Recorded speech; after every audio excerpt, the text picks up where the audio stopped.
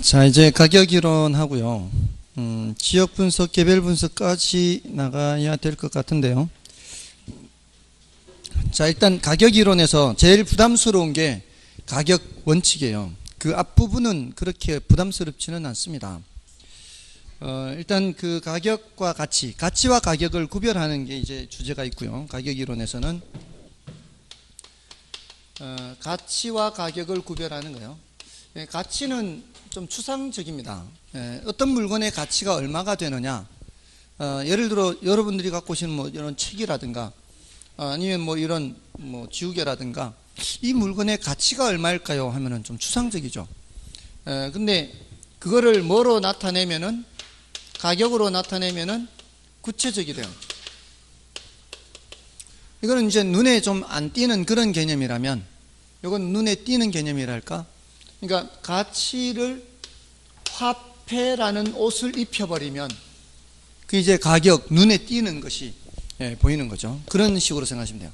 가치라는 추상적인 것을 화폐로 표시해서 뭐로 나타내는 거예요?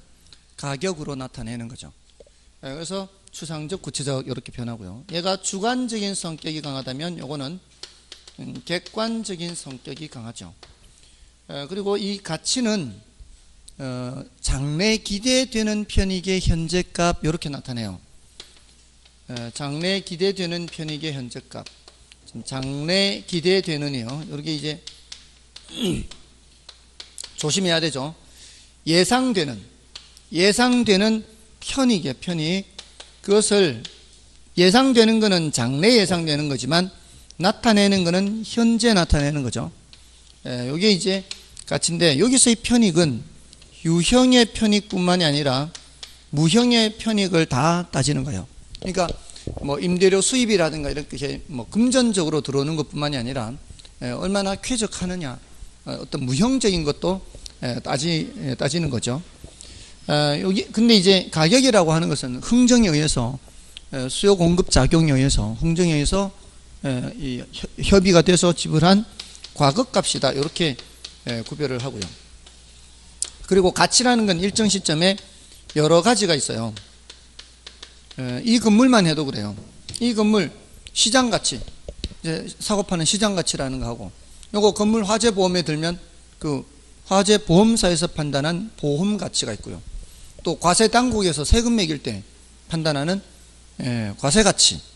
그러니까 이런 그 가치라는 게 오늘 요 바로 같은 시점에라도 여러 가지가 있을 수가 있죠.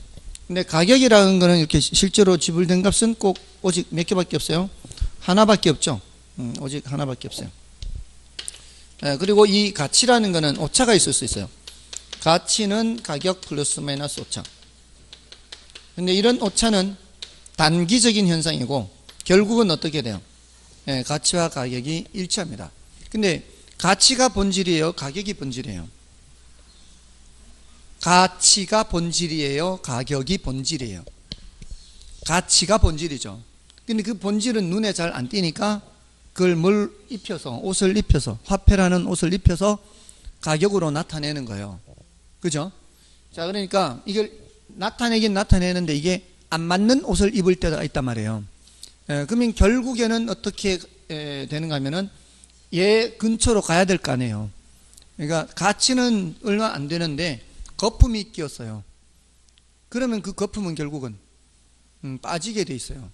그리고 가치보다 저평가받는 가격으로 거래가 될 경우에는 나중에는 드디어는 제 모습을 드러내서 이게 가격이 올라가게 돼 있어요. 그러니까 뭐가 본질이기 때문에, 가치가 본질이기 때문에 늘 가치 근처로 가요. 그래서 표현을 할 때 조금 어려운 표현인데 가치는 가격의 장기적인 균형치다 그래요. 가격이 가치에게로 가는 것이지 가치가 가격에로 가는 것이 아니다 이 말이에요. 그죠? 그래서 장기적으로 일치할 때 누가 변해서 일치하는 거예요? 가격이 가치로 가서 장기적으로는 일치하는 거예요. 맞나요? 가치가 올라가면 가격이 올라갈 수는 있지만 가격이 올라간다고 해서 가치가 올라가는 것은 아니다 이 말이에요. 됐죠? 자, 여기 이제 가치와 가격 구별하는 개념이에요. 자, 그래서 1번을 보시면 가치와 가격 관계 옳은 것을 묻습니다. 부동산의 가치는 현실의 실제 시장에서 매매 당사자 간에 실제로 지불된 값이다. 맞죠? 그 다음에 부동산의 가격은 시장의 수급작용에 의해 거래 당사자의 개별적인 동기가 개입되어 흥정된 값이다. 맞고요. 그 다음에 아닌데 1번은 실제로 지불된 부동산 가치는 실제로 지불된 틀렸고요. 틀렸고 2번은 맞는 말이죠. 1번이 틀렸고 2번이 맞는 말이고요. 그 다음에 3번은 부동산의 가치는 그것으로부터 장래 발생할 권리와 이익에 대한 값이 아니라 물리적 실체로서의 현재 가치이다. 이게 또 틀린 게 물리적 실체에 대한 가치가 아니에요. 권리와 이익에 대한 가치입니다. 왜냐하면 거기에 무슨 저당이 설정되어 있다거나 무슨 제한 물건이 설정되어 있으면 설정되어 있지 않은 상태보다는 가치가 떨어지죠. 그런 건 다 그런 권리나 이런 것들을 감안한 것이거든요. 물리적 실체가 아니라. 그래서 틀렸고요. 다음에 부동산의 가치는 시장 가치가 아니라 생산 가치다. 당연히 시장 가치를 말하는 거고요. 다음에 주어진 시점에서 대상 부동산의 가치는 하나밖에 없지만 가격은 다원적이다. 이것도 바뀌어 있죠. 바뀌어 있어요. 다음에 2번 문제는 이거는 이제 같은 맥락이니까 보시는데요. 다만 5번 지문만 좀 제가 말씀을 드리겠습니다. 그 5번 지문에 화폐 가치가 하락한다 이렇게 돼 있죠. 화폐 가치가 하락하는 것은 돈 쓸 게 없는 상황이 된다는 얘기 아니에요? 화폐 가치가 떨어지는 거. 이 소리는 뭘 말하는 거예요? 물가가 상승하는 것을 말하는 거죠. 인플레가 나타날 때 화폐 가치가 떨어진다 그러죠. 이거는 그렇게 보셔야 되고요. 그 다음에 3번 문제를 보시면 3번에 1번 가치는 주관적 추상적, 가격은 가치가 시장을 통해서 화폐 단위로 구현된 객관적 구체적. 맞고요. 그 다음에 2번 수요 공급 변동에 따라 장기적으로 가치 가격은 일치하게 되고 단기적으로 괴리되는 현상을 나타내고요. 그 다음에 3번은 부동산과 같은 내구재는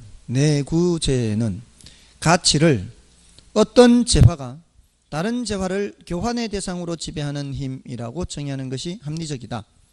자, 좀 어려운 말이죠. 어떤 재화가 여기서부터요. 어떤 재화가부터 다른 재화를 교환의 대상으로 지배하는 힘까지 그거를 뭐라고 얘기하는가 하면은 교환 가치라 그래. 교환 가치. 어떤 재화가 다른 재화를 교환의 대상으로 지배하는 힘, 요거를 뭐라고 한다고요? 교환 가치라 그래요. 자, 이 물건이 다른 재화를 교환의 대상으로 얼마만큼 지배를 하느냐, 그 소리는 다른 재화 몇 개하고 교환이 될 수 있냐 이렇게 보면 돼요. 그러면 이 물건이 여러분이 갖고 계시는 볼펜 10자루하고 교환될 수 있다. 그럼 이것의 교환 가치는 볼펜 10자루 이렇게 되는 거죠. 그럼 이거하고 여러분이 갖고 계시는 필통 2개하고 교환될 수 있다. 그러면 이것의 교환 가치는 필통 2개의 가치 있죠. 자, 그러면 필통 2개하고 연필 10자루하고 또 이렇게 교환될 수 있다는 얘기잖아요. 맞나요? 자, 그러면 우리가 이렇게 교환 가치를 얘기할 때 물물 교환 시대도 아니고 이렇게 다른 재화를 교환의 대상으로 지배하는 힘이라고 할 때 반드시 다른 재화로 나타내게 되면은 굉장히 불편해요. 화폐 경제 사회에서는 뭐로 나타내는 게 제일 편해요? 화폐로, 돈으로 나타내는 게 제일 편해요. 돈으로 얘가 예를 들어서 10,000원이다. 그러면 볼펜 10자루 10,000원, 필통 2개 10,000원. 그렇게 나타내는 게 제일 편하죠. 결국 교환 가치라고 하는 것은 이게 얼마냐 이 소리예요. 얼마냐. 금액으로 나타내면은 다른 재화 교환되는 거 다 나타낼 수 있죠.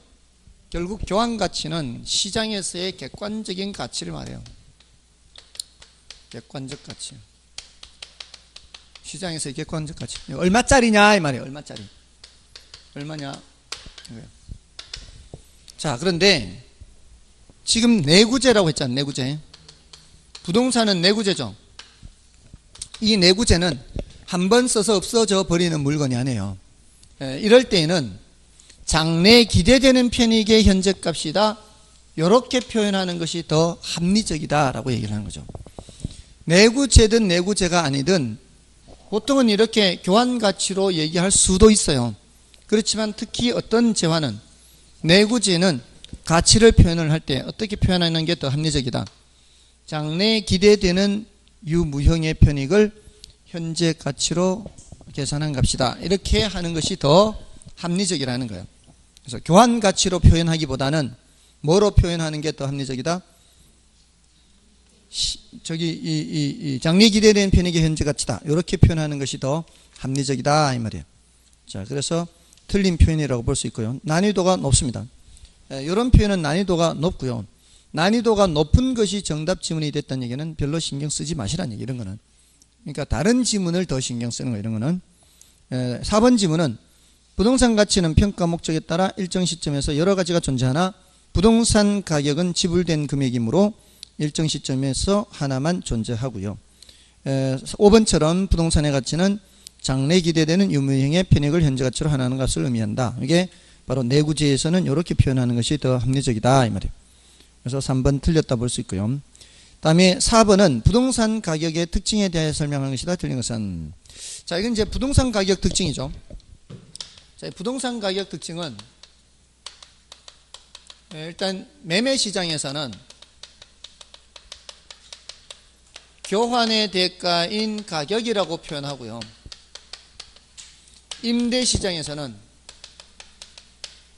용익의 대가라 그래요. 용익. 사용하는 것의 대가인 임대료 또는 임료라고 표현을 해요. 그러니까 이렇게 표현을 할 수 있고요. 요게 원본이라면 요거는 과실에 관계 있다 이렇게 표현해요. 원본과 과실. 법정 과실이죠. 민법에서 법정 과실 배우죠? 안 배우나요? 민법에서? 원본과 과실 이런 표현 안 배우시나요? 네, 그거 법정 과실. 이자 같은 거. 원본 채권에 대해서 이자 채권. 이건 이제 원본이고 과실이고 이렇게 되죠. 자, 이렇게 이제 구별할 수가 있고요. 그 다음에 요런 이제 첫 번째, 두 번째. 아까 나왔었는데요. 그 부동산의 가치는 물리적 실체에 대한 가치가 아니고 뭐에 대한 가치? 권리나 이익에 대한 가치. 권리나 이익. 물리적 실체에 대한 가치가 아니고 권리나 이익의 가치예요. 자, 그런데 여기에서는 하나의 물건에 여러 개의 권리가 동시에 있을 수 있거든요. 자, 토지 소유자가 소유권을 갖고 있는데 여기에 지상권 설정할 수 있죠. 그러면 하나의 권리에, 하나의 물건에 두 개의 권리가 있고요. 지상권자가 세놓을 수 있죠. 임차권이 있을 수 있어요. 하나의 권리에, 하나의 물건에 여러 개의 권리가 동시에 있을 수 있어요. 이럴 때는 각각에 대해서 가격이 형성될 수가 있어요. 만약에 이 물건이 수용이 된다고 생각해 보세요. 수용이 되면 보상금 줘야죠. 이것도 없어지는 거거든요. 보상금 줘야죠. 보상금 줘야죠. 만약에 이런 것이 없는 상태에서 토지 가액이 10억으로 평가가 된다면 소유권은 10억이 돼요. 온전한 소유권은. 자, 근데 지상권만 평가를 했을 때는 4억이 된다면 임차권자도 권리가 있죠. 이 사람도 이제 수용이 돼버리면 이제 사용을 못하니까 이게 1억이 된다면 이 사람한테 얼마 보상해줘야 될까요? 소유권자한테 15억이나 줘야 돼요? 이게 없는 상태에서 10억이니까 6억 줘야 돼. 6억. 여기는 6억을 줘야 돼. 6억. 왜냐하면 지상권 안에 뭐가 들어가 있는 거 지금. 이거는 지상권 안에 포함되어 있는 거예요. 이 1억만큼의 어떤 이익을 지상권자가 받는 거예요. 그러니까 임차권의 가치가 1억이 되는 거죠. 그러니까 소유권자한테는 6억 주는 거예요. 왜냐하면 소유권자는 지상권을 설정해 주면서 이만큼의 대가를 받았다고 보는 거죠. 그 다음에 지상권자한테는 3억을 줘요. 3억. 여기서 1억을 받는다고 봐야 되니까. 그러면 임차권자에게는 1억을 주는 거죠. 그러면 1억, 3억, 6억을 줘야 맞죠. 딱 10억이 떨어지는 거죠. 이 보상을 주는 사람 입장에서는 이런 권리가 설정되어 있지 않은 땅 10억 주는 거와 마찬가지로 10억을 주는 거죠. 됐나요? 그러니까 이러려면은 어떻게 각각에 대해서 가격을 알아야 되죠. 각각에 대해서 가격이 형성될 수가 있습니다. 그 다음에 나머지 뭐 별로 어려운 내용은 없고요. 그 다음에 이런 특징, 하방 경직적인 그런 특징이 있고요. 아래로는 잘 안 떨어져요. 위로는 잘 올라가더라도. 그 다음에 이게 원래는 이 가격이라는 게 수요 공급에 의해서 결정되잖아요. 근데 물론 이것도 수요 공급에 의해서 결정되는 게 원칙이에요. 원칙적으로는. 그런데 앞에 우리 부동산 시장의 특성에서 과장국수 비비자 했죠. 과장국수 비비자. 예. 과장국수 비비자만 기억하는 건 아니겠죠. 자고가 정량도 기억하고 하는데 그 앞 글자만 기억하고 내용은 기억 못하면 안 되잖아요. 수는 뭐예요? 수급 조절이 잘 안 되는 걸 수급 조절 곤란. 수급 조절 곤란했죠. 시험 칠 때까지 앞 글자만 알면은 이건 아무 소용 없어요. 수요 공급 조절이 곤란한데 특히 뭐가 어려워요? 공급 조절이 어렵다고요.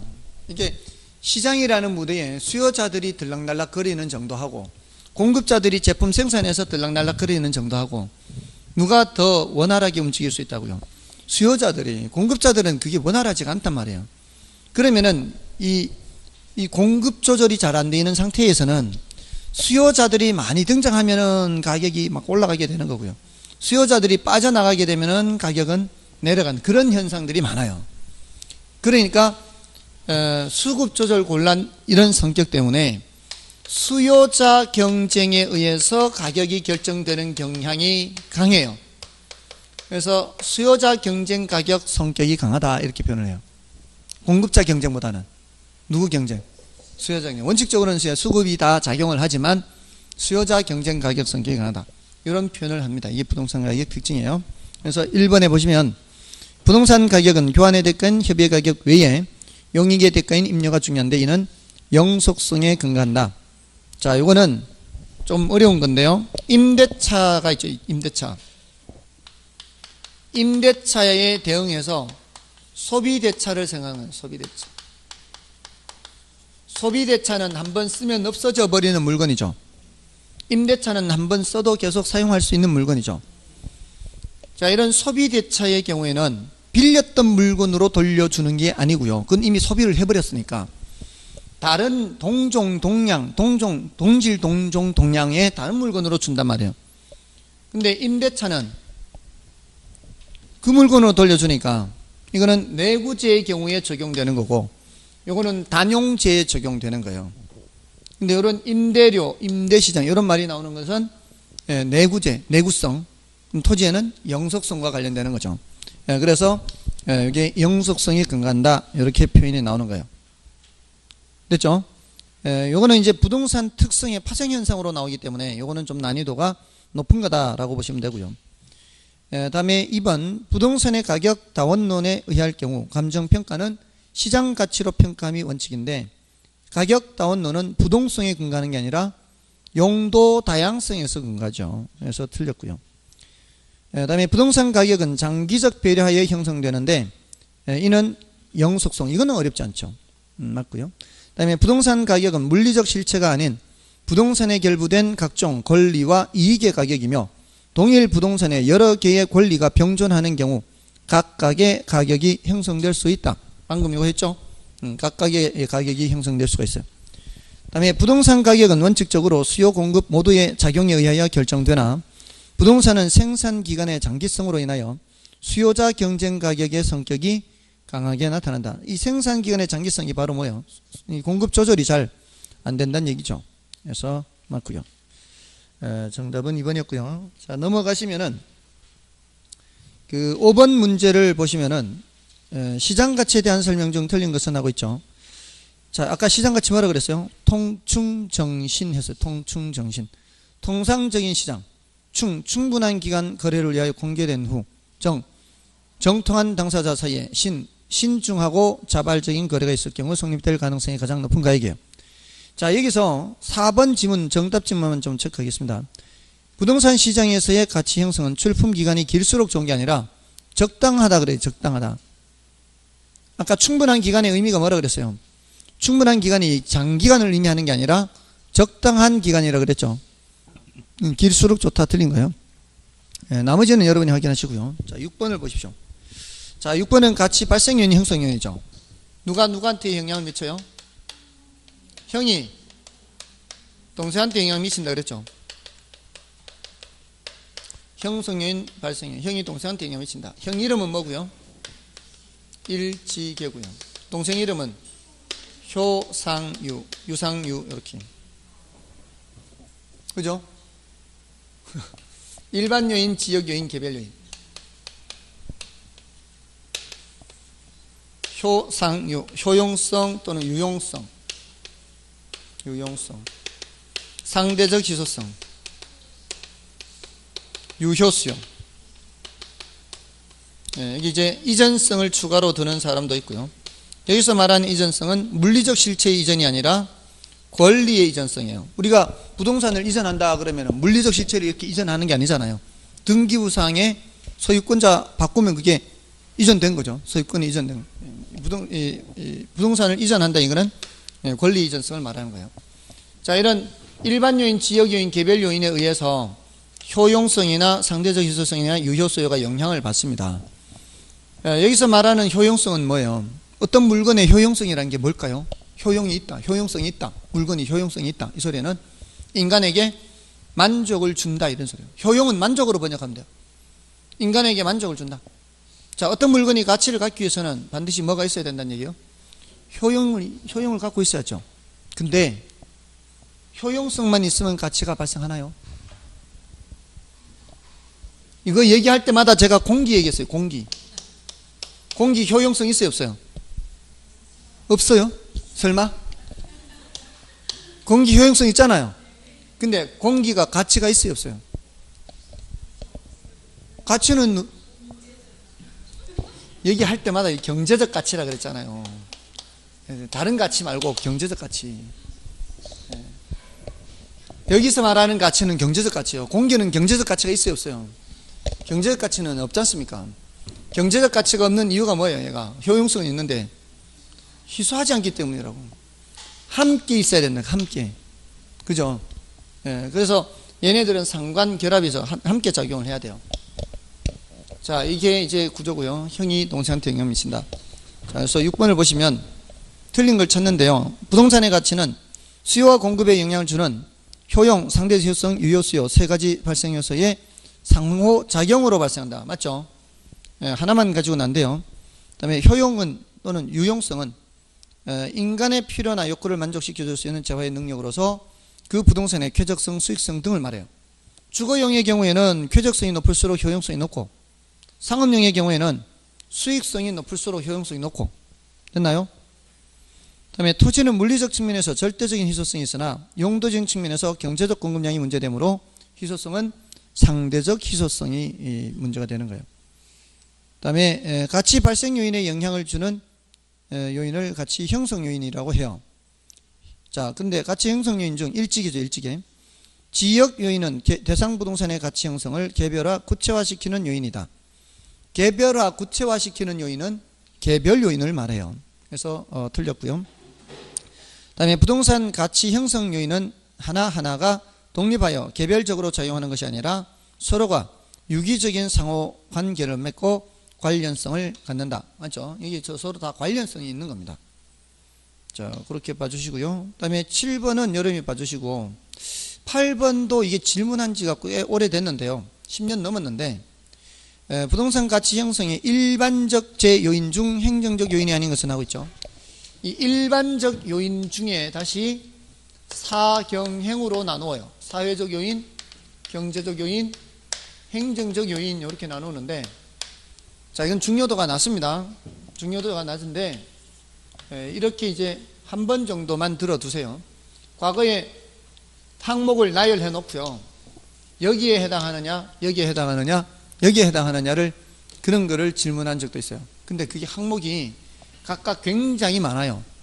그 많은 걸 다 외워서 할 수는 없잖아요. 그러니까 이런 이제 요령에 따라서 혹시라도 나오면 그렇게 하시고, 나왔는데 기억 안 나면 할 수 없고, 이 요령 따라 한번 해보세요. 행정적 요인인지 아닌지를 먼저 판단하고요. 그 다음에 얘를 판단하고, 이것도 아니면은 사회적 요인이다 이렇게 보시면 돼요. 순서가 이 두 개만 알면 얘는 나머지는 자동으로 되는 거니까. 무슨 규제가 있거나 정책이 있거나 무슨 계획이 있거나 또는 무슨 계획, 규제, 정책, 제도 이런 표현이 있으면은 행정적 요인이에요. 정부가 하는 것들이지 않다. 근데 이런 표현이 없으면 이제 두 번째 경제적 요인인지 아닌지를 보는 거예요. 근데 여기는 주로 경제 지표들이 들어가요. 소득이라든가 또는 임금이라든가 고용이라든가 이자율이라든가 산업 구조라든가 기술 혁신이라든가 이런 표현들은 경제 뉴스에 나올 법한 용어들이죠. 맞나요? 아니면은 할 수 없고요. 이거는 어쩔 수가 없어요. 어쩌다 출제되는 것 때문에 이런 항목들을 다 외울 수는 없고요. 이런 표현들이 경제 지표와 관련되는 것들이구나 하면은 넘어가는 거고, 안 되면 할 수 없고, 이것도 저것도 아니면 다 뭐예요? 사회적 요인이에요. 사회적 요인에서 제일 많이 얘기하는 게 인구예요. 제일 많이 얘기하는 거는. 그래서 8번을 그런 식으로, 그런 관점에서 본다면 3번이 정답이 돼요. 3번은 무슨 요인일까요? 사회적 요인이에요. 경제 지표와 관련된 요인, 내용들은 없어요. 됐죠? 자, 그렇게 해서 넘어가시고요. 자, 이제 9번부터는 가격 원칙이에요. 가격 원칙에서 제일 우선적으로 알아야 되는 게 5가지가 있었죠. 이 가격 원칙은 감정평가사들이 지켜야 되는 지침이에요. 지침. 감정평가사들이 이 지침에 따라 평가를 하면은 감정평가액을 적절히 평가할 수 있을 것이다 라고 하는 거거든요. 그 중심이 되는 원칙이 최유효이용 원칙이에요. 부동산의 가치라고 하는 것은 최유효이용을 표준으로 해서 형성이 되기 때문에요. 근데 그와 관련된 내부 관련 원칙이 있고 외부 관련 원칙이 있고 토대가 되는 원칙이 있고 기타 원칙이 있단 말이에요. 최유효 이용과 관련된 내부 관련 원칙은 균형의 원칙이 있고요. 기여의 원칙, 일단 5가지 중요한 거. 이거는 내부예요.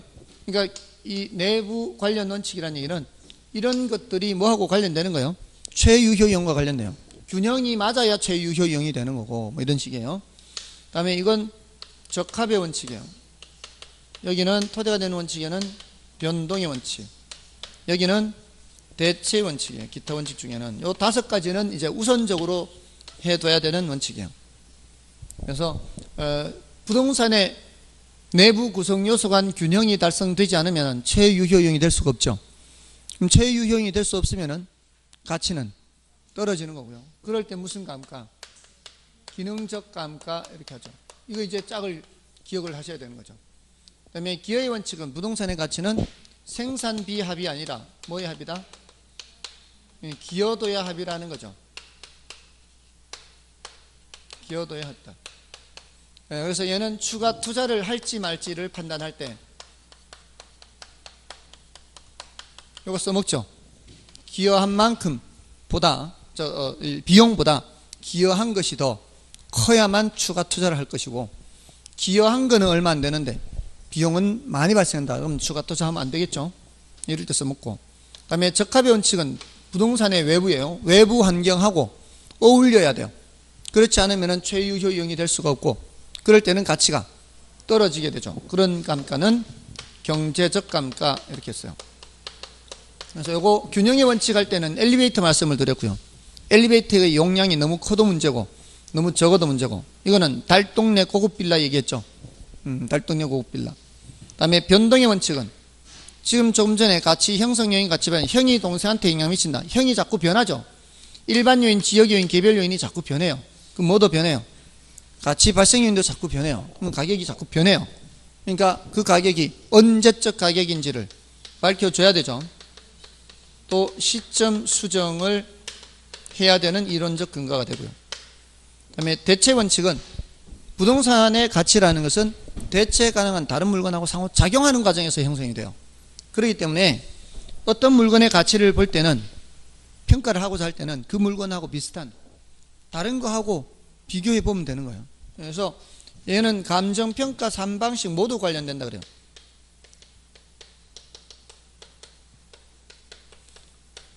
왜냐하면 감정평가를 하기 위해서는 자료를 수집해야 되죠. 근데 그 자료가 어떤 자료라야 돼요? 대상 부동산하고 대체 가능한 자료라야 된단 말이에요. 그래서 모두 관련되고, 특히 무슨 법하고 관계 있어요? 비교 방식. 비교 방식은 대체 가능한 다른 물건이 얼마에 거래되는지 보고 비교하는 거니까. 자, 일단 요 5가지를 우선적으로 보시고, 이게 5가지가 된 분들은 뭐를 추가로 보고, 여기 이제 수익 체증 체감 원칙. 수익이 점점 증가하다가 어느 단계를 벗어나면은 체감하게 되고, 이것도 추가 투자 판단하고 관계가 있죠. 자, 근데 기여의 원칙은 앞에서 이렇게 합병하는 A, B 토지 합병하는 경우에 무슨 가격에도 관계가 있어요? 한정 가격에도 관계가 있어요, 기여 원칙은. 근데 수익 체증 체감 원칙은 이것만 관계가 있고 한정 가격은 관계가 없단 말이에요. 그래서 요거 이제 구별할 때 써먹는 거고요. 그다음에 수익 배분의 원칙 있죠. 수익 배분의 원칙은 수익을 배분하는데 이게 누구한테 배분한지를 기억을 해야 돼요. 이걸 보고 연상이 돼야 돼요. 이게 누구한테 배분하는 거예요? 생산 요소한테 배분. 생산 요소한테. 노, 자, 토, 경영 이렇게. 그 생산 요소한테 배분했는데 최종적으로 누구한테 남는 거예요?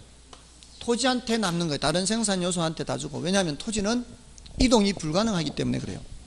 생산 요소 중에 다른 생산 요소는 이동이 가능해요.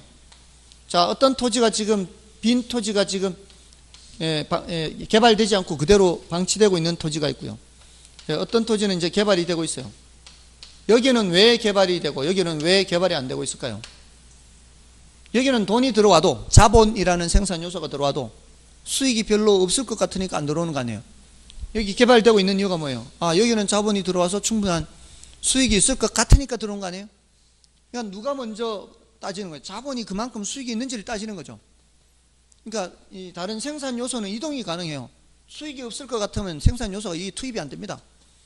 그러니까 이런 경우에라도 자본이 투입된다는 얘기는 충분한 수익이 있을 것 같으니까 투입되고, 그한테 먼저 주고 남는 게 누구한테 남는 거예요? 토지한테 남는 거죠. 그래서 얘는 잉여 생산성 원리를 하고요. 남는 거, 잉여 생산성 원리.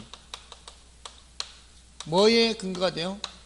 토지 잔여법에 근거가 돼요. 잔여. 토지한테 남는다. 수익이 다 배분되고 토지한테 남는다. 이렇게. 다음에 여기 경쟁의 원칙이 있어요. 이 3가지는 추가로 하는 거예요. 경쟁의 원칙은 초과 이윤의 키워드예요. 초과 이윤에 의해서 뭐가 발생하는 거예요? 경쟁이 발생하고요. 경쟁에 의해서 뭐는 사라지게 돼 있어요? 초과 이윤은 사라지게 돼 있어요. 결국은 이거는 이거 기억하는 거예요. 초과 이윤은 결국 사라지게 돼 있다. 그러니까 초과 이윤은 사라지게 돼 있기 때문에 초과 이윤이 일시적으로 나타나는 걸 보고 오판을 하면 안 되는 거예요. 과대평가하면 안 된다는 얘기예요. 자, 그렇게 보시면 되고요. 자, 그렇게 8개는 이제 무슨 일이 있더라도 알아두시고, 9번부터 보겠습니다. 자, 9번에 부동산 평가 원리를 할 수 있는 가격 재원칙에 관한 설명 중 틀린 것은 1번에 감정평가 시 기준 시점 및 시점 수정의 이론적 근거가 되는 것은 변대원칙은 쉽고요. 그 다음에 부동산의 유용성이 최고로 발휘되기 위해서 지역의 환경에 조화롭게 균형을, 자, 여기서 균형이라는 단어에 초점 맞추면 안 되고요. 지역의 환경, 여기에 초점을, 환경. 이건 내부란 얘기예요, 외부란 얘기예요? 외부란 얘기예요. 그러니까 무슨 원칙이요? 적합의 원칙, 이렇게. 그 다음에 적합의 원칙과 최유효 이용 원칙은 부동산 고유의 가격 원칙이라 할 수 있다. 자, 이거는 좀 어렵죠. 왜 부동산 고유냐? 부동산 고유다, 이 소리는 동산에는 적용된다, 안 된다? 동산에는 적용 안 된다냐? 그럼 자, 그러면 다른 원칙은 동산에 적용되나? 볼까요? 대체 원칙 동산에 되죠? 대체 원칙 동산에 적용됩니다. 다음에 균형의 원칙 적용 되죠? 균형이 안 맞으면은 그거는 가치가 충분히 발휘되지 못할 수 있죠. 제 와이프가 갖고 있는 모닝차를 아무리 이쁘게 튜닝을 해도 그래봤자 모닝이죠. 그거는 짝이 안 맞잖아요. 균형이 안 맞는 거예요, 그게. 맞죠? 동산도 균형의 원칙 적용. 그럼 기여의 원칙도 당연히 되는 거죠. 균형의 원칙이나 기여의 원칙이나 거기서 거기거든요. 돈을 아무리 들여도 생산비, 비용은 들여도 기여는 그만큼 안 할 수 있죠. 다 돼요. 근데 왜 적합의 원칙은 안 될까요? 적합의 원칙은 부동성 때문이에요. 달동네 고급 빌라 있잖아요. 달동네 고급 빌라. 자, 이게 부동산이니까 주변 환경에 영향을 받는 거고 도망을 못 가니까 경제적 감가가 발생하는 거예요. 그러니까 적합의 원칙은 부동성 때문에 나타나는 거예요. 부동성. 그럼 용도 다양성은요? 용도 다양성은 그 최유효 원칙과 관련돼요. 동사는 용도가 다양하지 않아요. 그러니까 부동산과 동산에 관련되는 특성 중에서 그 자연적 특성에서의 대표적인 게 부동성이고요. 인문적 특성에서의 대표적인 게 용도 다양성이에요. 동사는 용도가 한정되어 있잖아요. 근데 부동산은 용도가 다양하잖아요. 그래서 그 두 개는 부동산에만 적용된다는 거예요. 근데 난이도는 높다, 중요도는 낮다 이렇게 되는 거예요. 그 다음에 4번에 기회비용 원칙은 대체 원칙에서 파생된 개념으로 볼 수 있어요. 왜냐하면 기회비용 원칙이라는 게 뭐예요? 기회비용이라는 게 하나를 선택하게 됐을 때 포기해야 되는 것들 중에서 가장 가치가 높은 거잖아요. 근데 대체 원칙이라는 개념 자체가 뭐예요? 대체 가능한 두 개 중에서 하나 선택하는 거 아니에요? 야, 요거 할까 저거 할까? 하나를 선택했다는 건 다른 거를 버렸다는 얘기고, 그 버린 게 바로 뭐예요? 기회비용이 되는 거죠. 그러니까 대체 원칙에서 파생됐다고 볼 수 있어요. 그래서 대체 원칙은 감정평가 3방식의 중요한 이론 조건가 되고요. 그 다음에 건부지와 건물의 부적합에서 비롯되는 기능적 감가를 했어요. 여기 적합, 부적합이라는 단어가 있다고 해서 적합의 원칙 생각하면 안 돼요. 건부지와 건물 관계는 부동산의 외부 요인이 아니고 내부 요인이에요. 그러니까 내부로 가니까 균형의 원칙으로 가야 되는 거예요. 자, 그래서 그 내분지 외분지로 판단해야 되지, 단어가 균형, 적합 이런 단어가 있다고 해서 그걸로 판단하면 안 돼요. 자, 그래서 정답은 틀린 거 몇 번이에요? 5번이죠, 5번. 다음에 10번의 경우는 자, 옳은 것을 찾는데요. 자, 1번에 균형의 원칙은 부동산의 주변이 주변의 토지 이용과 주변의 토지 이용과 했죠. 그러면 적합이 와야죠. 균형이 외부니까. 틀렸고요. 그 다음에 기여의 원칙은 부동산의 가치는 각 구성 부분에 생산비를 전부합한, 생산비 합한 거 아니잖아요. 기여도의 합이지, 기여도 합. 틀렸고요. 그 다음에 적합의 원칙은 부동산이 최대 가치를 구현하기 위해서는 투입되는 생산 요소의 결합 비율이 적절한 균형. 투입되는 생산 요소는 이건 내부로 위해서 생각해야 되는 거죠. 적합의 원칙은 외부잖아요. 짝이 안 맞아요. 틀렸고요. 그 다음에 4번의 잉여 생산성의 원칙은 아까 수익 배분의 원칙이라고 그랬어요. 잉여, 남는 거. 수익 배분하고 토지한테 남는다 그랬죠. 자, 근데 부동산의 가치는 공급이 초과할 때 하락하게 되는 것과 같이 수요 공급 상호작용에 의해서 결정된다는 것은 수요 공급의 원칙이에요. 수요 공급 원칙. 짝이 안 맞아요. 4번 틀렸고요. 그 다음에 5번의 변동의 원칙은 가치 형성 요인이 끊임없이 변동의 과정에 있으므로 부동산 가격도 이러한 가치 형성 요인의 변동의 과정에서 형성된다는 원칙이다. 맞죠? 이 문제는 앞에 아무리 어려운 지문이 나와도 맞춰야 되는 문제예요. 왜냐하면 확실한 거잖아요. 이런 지문에서 틀리면 안 돼요. 아무리 앞에서 어려운 지문이 나와도 5번 지문은 너무 확실한 거 아닌가요? 그래서 이 5가지를 확실하게 알고 계시라는 거예요. 앞에 지문들이 함정을 파도 이런 것은 이제 이렇게 해야 되고요. 11번은 여러분이 봐주시고요. 12번도 여러분이 좀 봐주시고요. 12번은 앞에서 했는 것들이 나온 거니까 봐주시고 13번을 풀어드리겠습니다.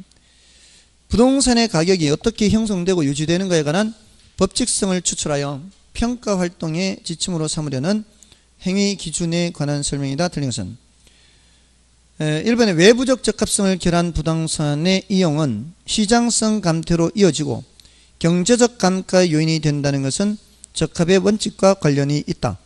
맞죠? 외부적, 외부 요인이고 경제적 감가고 적합의 원칙 다 관련되고요. 그 다음에 토지는 부동성의 특성으로 각 생산 요소에 의해 발생하는 총수익 중 토지의 수익은 최종적 배분을 받게 된다. 맞죠? 이게 수익 배분의 원칙이지 않습니까? 그 다음에 감가 요인 중 내부 구성 요소 간의 불균형으로 인한 기능적 감가 균형 원칙 다 짝이 맞죠? 그 다음에 효용이 유사하다면 가격이 싼 것을, 가격이 유사하다면 효용이 큰 것으로 선택해야 한다는 법칙성으로 물적 경쟁을 설명하는 원칙은 대치 원칙, 대치 원칙. 이게 지금 뭔가를 선택하는 거 아니에요. 뭔가를 선택하는, 대체 가능한 두 개 중에 선택하는 거 아니에요. 이거는 대체 원칙이에요. 경쟁의 원칙은 뭘 빼고 설명할 수 없다 그랬어요. 초과이윤을 빼고 설명할 수 없다고. 경쟁의 원칙 나올 때는 초과이윤이 나와야 돼요. 그 다음에 부동산 감정 평가 업무에서 시점 수정과 기준 시점을 명확히 해야 된다는 것에 이론적 근거가 되는 것은 이거는 변대 원칙 맞죠? 그 다음에 14번은 여러분이 봐주시고요. 자, 지역 분석, 개별 분석까지만 하고 하겠습니다. 조금 시간이 더 필요할 것 같은데, 자, 지역 분석, 개별 분석은 그렇게 난이도가 높지 않아요. 그러니까 지금 이렇게 가치와 가격 구별하고 부동산 가격 특징, 또 가치 형성 요인, 발생 요인, 또 가격 재원칙 이렇게 있잖아요. 가격 이론에서 지금 이 가격 이론에서 제일 이제 부담스러운 부분이 이 부분이죠. 지금 이거 가격 원칙. 다른 것들은 좀 짤막짤막하게 나와 있는 부분들이고요. 근데 지역 분석, 개별 분석은 난이도가 높지가 않습니다. 여기에서는 지역 분석과 개별 분석을 비교하는 게 하나의 주제가 있고요. 요 비교하는 것은 요거는 이제 표준적 이용을 판정한다 그러죠.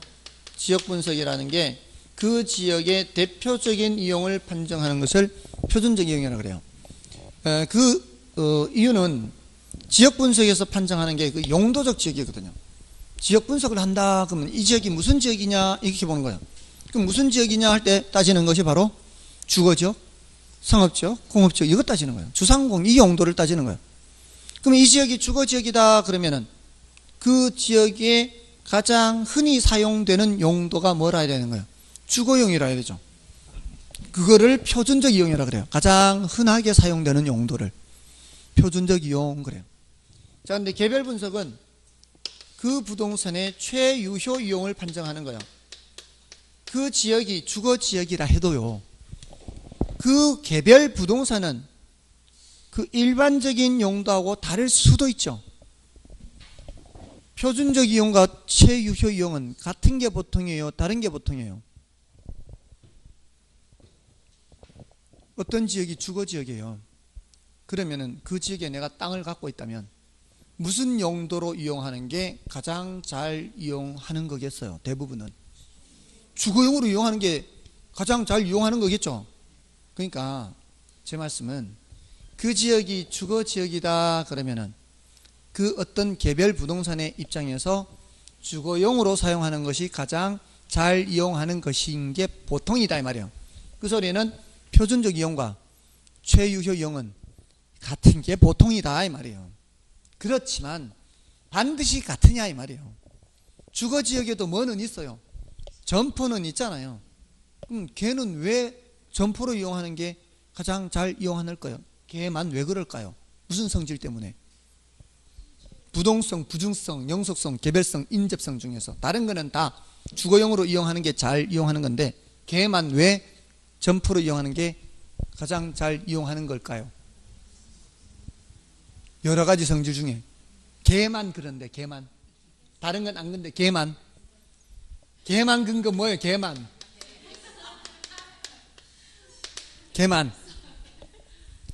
그러니까 누가 그래요? 사리가 생길 법하다고. 사리가 생길 법하죠. 걔만 그렇다고. 이거는 지역 분석은 볼까요? 자, 우리 그랜저 살 때 저기 동구에서 살까 서구에서 살까 따지면서 사요? 그랜저 동사는 지역을 따져요 안 따져요? 근데 부동산은 지역을 따지잖아요. 이 지역이 저 지역이 이렇게 하는 거는 뭔 성질 때문에? 부동성 때문에. 동산하고 부동산하고 차이점. 그리고 이 지역이라는 게 무한정 이렇게 확정되는 게 아니잖아요. 주거지역이면 주거지역 일정한 범위에 한정되죠. 뭔 성질 때문에? 인접성이에요. 그러니까 부동성, 인접성은 여기 나와야 돼요. 여기.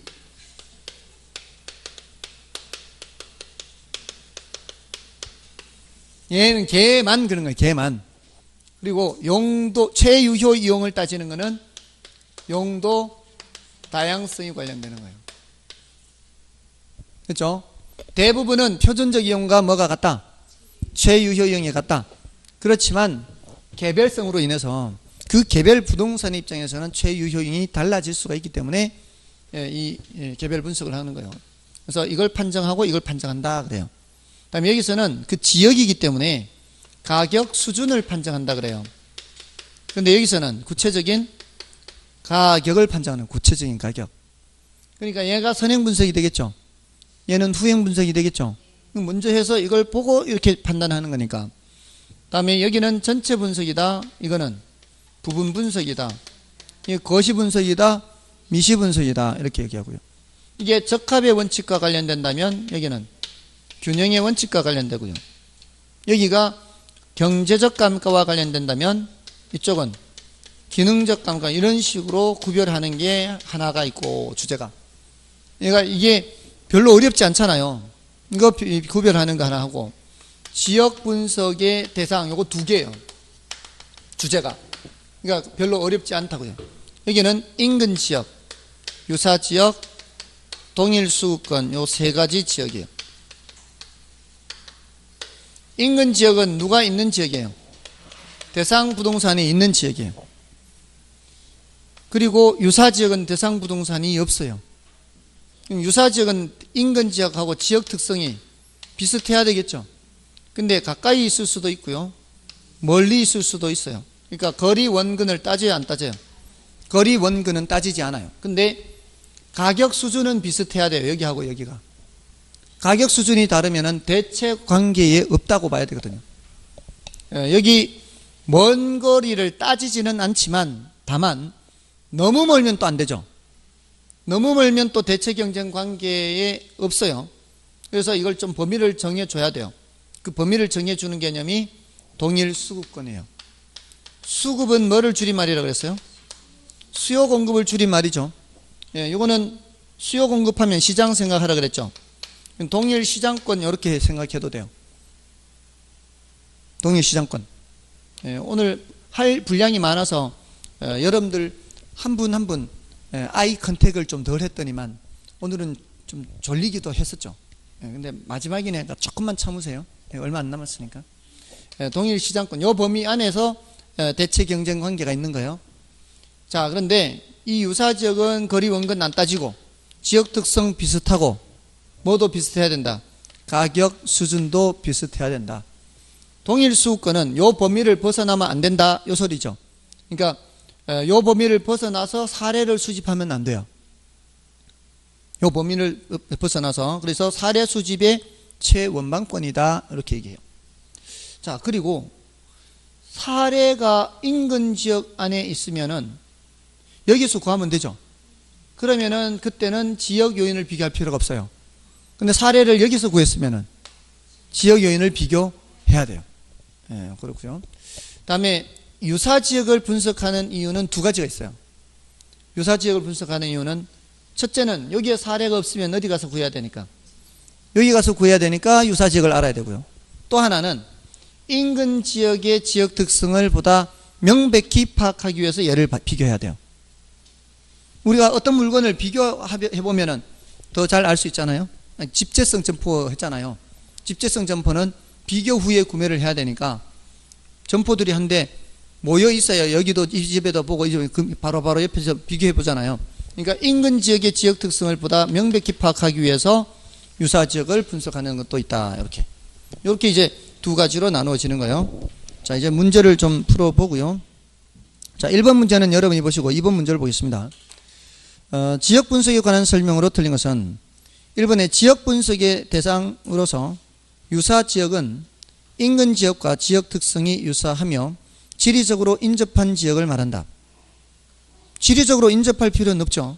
그래서 틀렸고요. 그 다음에 부동산의 가격은 최유효용을 전제로 하여 파악되는 가격을 표준으로 하여 형성되는 바.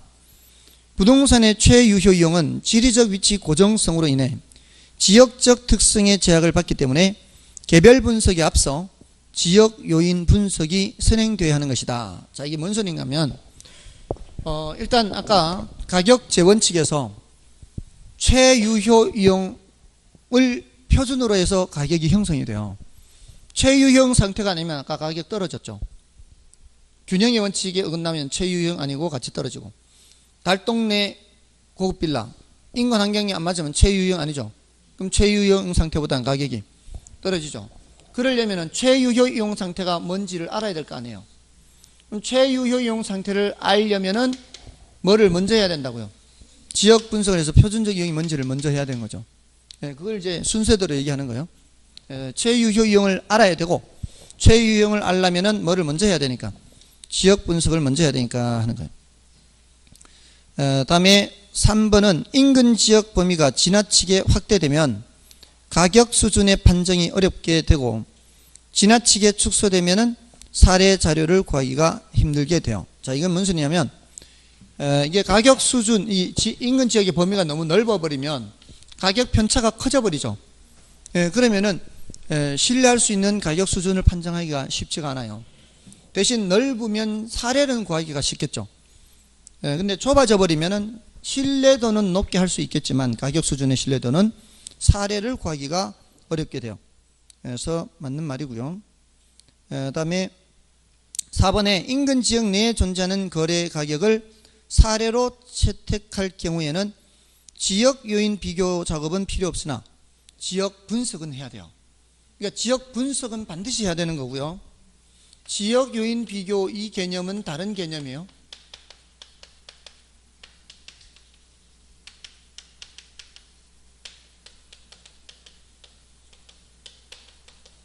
지역 요인 비교는 경우에 따라 할 수도 있고 안 할 수도 있어요. 사례가 유사 지역 사례면은 지역 요인을 비교해야죠. 대상 부동산하고 사례 부동산하고 비교하는 거예요. 대상 부동산 사례 부동산. 이때는 유사 지역 사례일 때는 해야 되겠죠. 근데 사례가 인근 지역 사례일 때는 이걸 할 필요 없죠.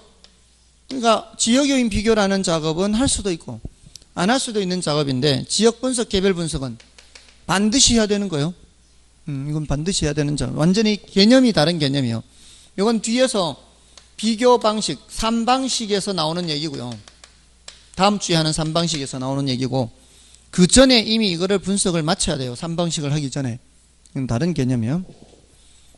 다음에 그 5번의 인근 지역의 상대적 지위 및 표준적 이용 상태를 명확하게 파악하기 위해서는 인근 지역만을 분석의 대상으로 할 것이 아니라 유사 지역과 이 양자를 포함하는 보다 광역적인 동일 수권 및 그 주변의 같은 용도 지역에 대한 비교 검토가 있어야 한다. 그렇죠?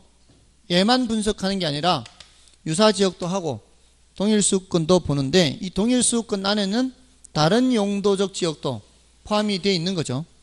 그런 광역적 개념이니까요. 그래서 정답은 1번이었고요. 그 다음에 3번도 보시면 지역 분석의 대상 지역에 관한 설명으로 틀린 것은, 자, 1번에 인근 지역이란 대상 부동산이 속해 있는 지역 맞죠? 그 다음에 유사 지역은 인근 지역의 지역 특성과 유사한 지역을 말하며 사례 자료를 동일 수권 내 유사 지역에 속할 경우에는 지역 요건의 비교 과정은 필요하지 않다. 필요하죠. 유사 지역일 때는 이거 필요하다, 이 얘기하는 거예요 지금. 그래서 틀렸고요. 그러니까 질문하는 게 한정돼 있어요. 이게 이 지역 분석, 개별 분석은 어렵게 나오기가 쉽지 않아요. 그 다음에 3번은 지역 분석 시 인근 지역뿐만 아니라 유사 지역도 분석하는 것은 인근 지역의 지역 특성을 분명히 파악하고자 합니다. 맞죠? 얘를 유사 지역을 분석하는 것은 인근 지역을 더 분명히 파악하기 위해서. 그 다음에 인근 지역 범위가 지나치게 확대되면 가격 수준의 판정이 어려워질 수 있다. 이건 앞에 나온 얘기고요. 그 다음에 일반적으로 주거지의 동일 수권은 도심으로 통근 가능한 지역 범위와 일치하는 경향이 있어요. 근데 이게 지역적 선호도에 따라 그 범위가 좁아지기도 합니다. 이거는 이제 어떤 경우를 말하는가 하면은 그 고급 주거지를 얘기해요. 고급 주거지. 지역적 선호도가 그 범위가 좁아지는 것은 고급 주거지. 예를 들어 서울 같은 경우에 그 고급 주거지라고 하면은 강남 3구로 한정된다고 봐요. 그러니까 돈 있는 사람들은 동일 수권 하면 강남 3구예요. 그거 안 벗어나, 거기를. 돈 있는 사람들은. 그죠? 제 친구놈도 강남 3구에 집이 있어요. 집이 있는데 거기를 안 벗어나요. 이렇게 해요. 거기 집을 세를 놓고 그 돈 받아 다른 강남 3구에 세를 들어가요. 그 지역을 안 벗어나는 거죠. 뭐 학군 때문에 옮기고 뭐 이렇게. 그래봤자 그 범위 안에요. 그러니까 고급 주거지는 동일 수권의 범위가 어떻게 된다고요? 좁아져요. 저는 서울 전역이 동일 수권이에요. 서울 전역이. 강남 3구는 쳐다보도 안 봐요. 옛날에는 이게 강남 3구하고 이 강북 지역이 더블 정도였거든요. 가격대가 더블 정도 차이가 났는데 이제는 더 심해진 것 같아요. 더 벌어진 것 같아요. 예, 그럴 것 같았으면 땡빚을 내서라도 강남 3구에 집을 얻었어야지 차이가 더 나는 건데요. 자, 아무튼 그렇습니다. 자, 이제 넘어가셔서요. 4번 문제는 여러분이 보시고, 자, 5번 문제를 봐보겠습니다. 자, 5번은 인근 지역에 대한 설명이다. 틀린 것은 1번 인근 지역의 경계는 실제로 평가 주체가 여러 가지 사항을 종합 분석하여 스스로 설정해야 하는 경우가 많다. 이건 당연한 얘기고요. 감정평가사가 스스로 하는 거죠. 그 다음에 인근 지역은 주택 인구 등 동질적인 특성을 지닌 단일 지역의 하나고요. 그 다음에 3번의 가치 형성 요인은 변동의 과정에 놓여 있으므로 인근 지역의 범위도 신축적입니다. 자꾸 변합니다. 그 다음에 인근 지역은 유사 지역과 인접하고 대체성이 있어야 한다. 이게 틀렸죠. 인접해야 하는 것은 아니죠. 그래서 틀렸고요. 다음에 5번은 인근 지역은 도시와 농촌의 내부에 있고, 그러니까 범위가 좁다는 얘기예요. 인근 지역은 범위가 그 도시나 뭐 그 농촌보다는 범위가 좁은 거죠. 그래서 인간의 생활과 생산 활동에 관련된 특정 용도를 중심으로 형성된 지역, 여기죠. 특정 용도.